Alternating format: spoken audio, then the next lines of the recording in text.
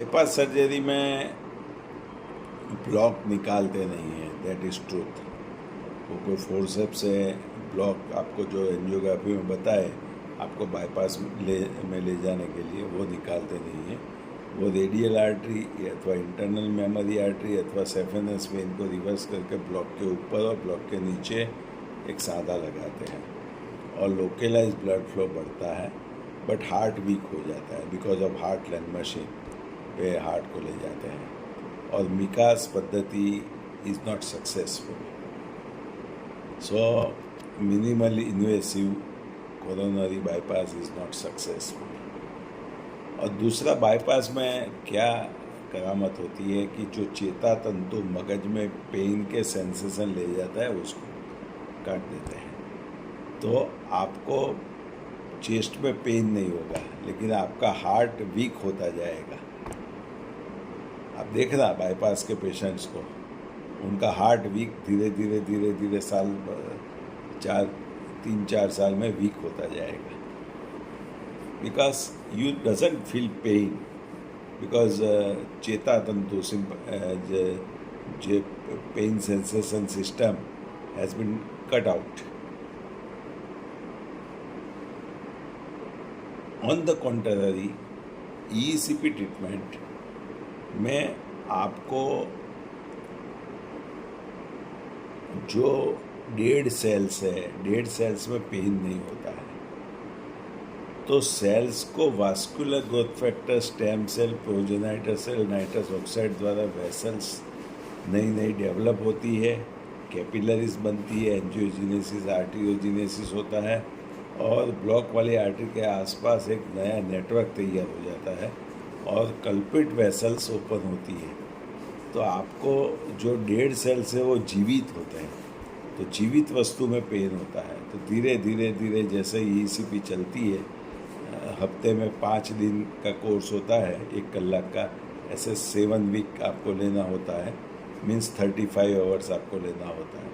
तो जैसे जैसे ECP चलती है तो आपका बीच में आपको लगेगा कि मेरा चेस्ट पेन हो रहा है, but it is due to opening of the dead cells to healthy cells, living cells. इसीलिए मायोकार्डियल परफ्यूजन बढ़ता है, कोरोनरी परफ्यूजन बढ़ता है, इसलिए सेल्स लिविंग कंडीशन में आते हैं डेड कंडीशन से। And in third stage of ECP, cardiac stabilisation phase, you are totally capillaries around block arteries, angiogenesis, arteriogenesis, vascular growth factor, stem cell, progenitor cells, nitrous oxide से नई vessels develop होती है जो block को surround कर देती है और फुल ब्लड सप्लाई मायोकार्डियम का चालू हो जाता है। तब आपको धीरे धीरे पेन में ईज होता है।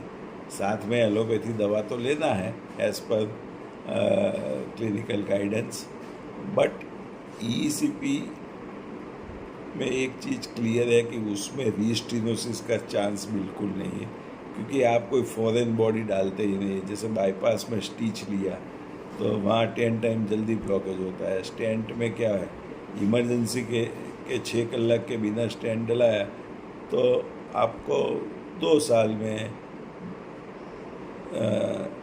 या 3 साल में, चाहे बेयर मेटल हो या ड्रग कोटेड हो, वो रीस्टिनोसिस हो जाता है। तो फिर आप परेशान में आ जाते हैं, फिर से एंजियोग्राफी कराते हैं, फिर से स्टेंट या बाईपास का बोलते हैं। ये एक विशियस सर्कल है।